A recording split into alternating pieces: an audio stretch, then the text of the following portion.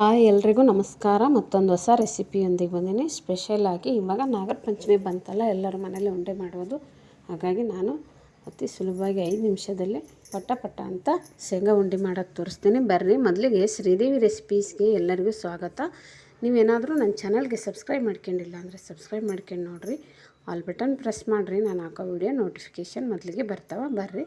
ಬೇಕಾದ ಸಾಮಗ್ರಿಗಳು: ಶೇಂಗಾ, ಇದು ಹುರಿದಿರೋ ಶೇಂಗಾ, ಸ್ವಲ್ಪ ಬೆಲ್ಲ. ಮಾಡೋ ವಿಧಾನ: ಮೊದಲಿಗೆ ಇದು ಶೇಂಗಾ ನೋಡಿರಿ, 1 ಗ್ಲಾಸ್ ಇದೆ ಶೇಂಗಾ. ಇದು 1/4 kg ಐತೆ ಕರೆಕ್ಟ್.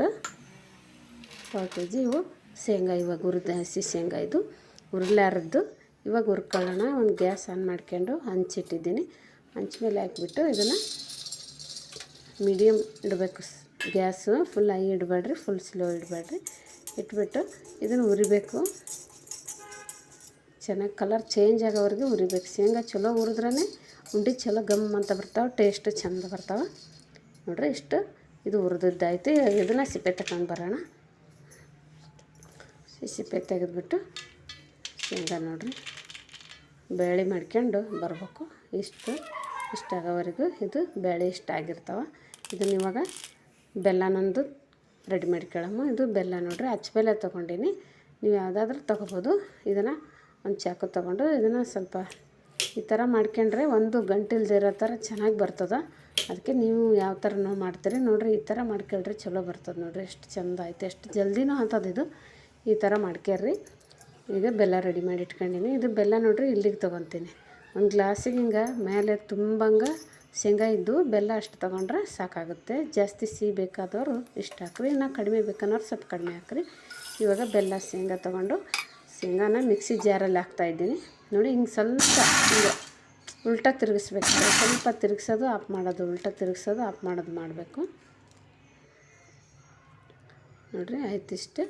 ಇದನ್ನು ನೋಡಿ ಕೆಳಗಡೆ ಸಣ್ಣ ಆಗಿರ್ತದೆ, ಮೇಲೆ ಬೇಳೆ ಥರ ಇರುತ್ತಲ್ಲ, ಕಾಳು ಥರ. ಅದಕ್ಕೆ ಇದನ್ನು ಇನ್ನೊಂದು ಚೂರು ತಿರುಗಿಸ್ಕೊಳ್ಳೋಣ. ಹಿಂಗೆ ಚಮಚದಿಂದ ತಿರುಗಿಸಿ ಇದು ಮಾಡಬೇಕು, ಅಂದರೆ ಗೊತ್ತಾಗುತ್ತೆ ಅದು.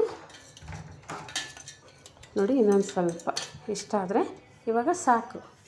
ಇದು ಕಾಳು ಥರ ಸ್ವಲ್ಪ ಇರಬೇಕಂದ್ರೆ ಶೇಂಗಾ ಬಾಯಿಗೆ ಸಿಗ್ತಾಯಿದ್ರೆ ಉಂಡೆ ಒಂಥರ ರುಚಿ ಕೊಡ್ತಾವೆ. ಇವಾಗ ಬೆಲ್ಲ ಹಾಕೋಣ.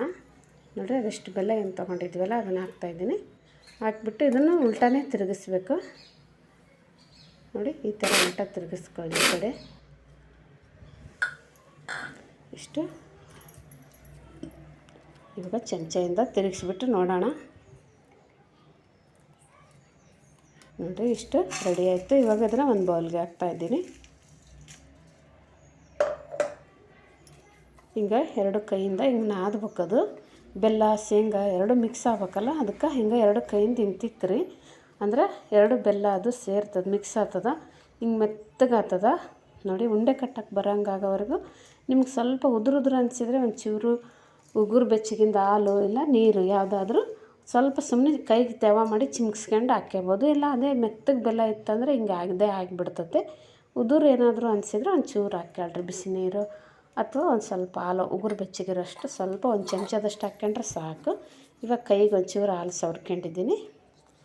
ಇದನ್ನು ಈ ಥರ ಇಷ್ಟು ರೆಡಿ ಆಗಿತ್ತಲ್ಲ ಇದು, ಇದನ್ನು ತೊಗೊಂಡು ಈ ಥರ ಉಂಡೆ ಎಷ್ಟು ನೋಡಿ ಎಷ್ಟು ಮೆತ್ತಗೆ ಎಷ್ಟು ಜಲ್ದಿ ಆಗ್ತಾವಂತೀರ. ನೋಡಿ, ಉಂಡೆ ರೆಡಿ ಆಯ್ತು. ಇವಾಗ ಶೇಂಗಾ ಉಂಡೆ ಅಂತೂ ಭಾಳ ಚಲೋ ಬರ್ತದೆ, ಭಾಳ ಟೇಸ್ಟ್ ಕೊಡ್ತದೆ ಬಾಯಿಗೆ. ಯಾಕಂದರೆ ಬೇಳೆ ಹಂಗೆ ಬಿಟ್ಟಿರ್ತೀವಲ್ಲ. ಇದನ್ನು ಒಂದು ಪ್ಲೇಟಿಗೆ ಇಟ್ಕೊಂಡ್ಬಿಡ್ತೀನಿ.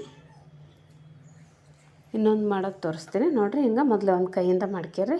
ನಿಮ್ಗೆ ಒಂದೇ ಕೈಯಿಂದ ಬರುತ್ತಂದರೆ ಮಾಡಿರಿ. ನಾನು ಇದೇ ಥರ ಮಾಡೋದು. ನಿಮ್ಗೆ ಯಾವ ಥರ ಬರುತ್ತೆ ಆ ಥರ ನೋಡಿ. ಎಷ್ಟು ಜಲ್ದಿ ಆಗ್ತಾವೆ ಹಿಂಗೆ ಮಾಡಿದರೆ. ಹಿಂಗೆ ಮಾಡಿಬಿಟ್ಟು ಇದೊಂದು ಉಂಡೆ ರೆಡಿ ಆಯಿತು.